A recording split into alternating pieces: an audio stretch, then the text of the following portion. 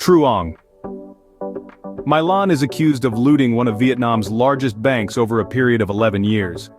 It was the most spectacular trial ever held in Vietnam, befitting one of the greatest bank frauds the world has ever seen. Behind the stately yellow portico of the colonial-era courthouse in Ho Chi Minh City, a 67-year-old Vietnamese property developer was sentenced to death on Thursday for looting one of the country's largest banks over a period of 11 years. It's a rare verdict. She is one of very few women in Vietnam to be sentenced to death for a white-collar crime. The decision is a reflection of the dizzying scale of the fraud.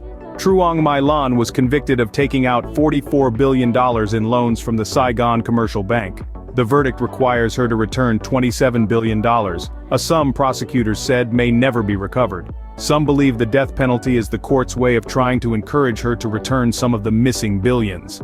The habitually secretive communist authorities were uncharacteristically forthright about this case, going into minute detail for the media.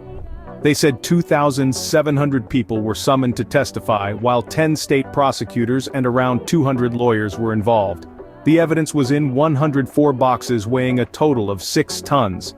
85 others were tried with Truong My Lan, who denied the charges and can appeal.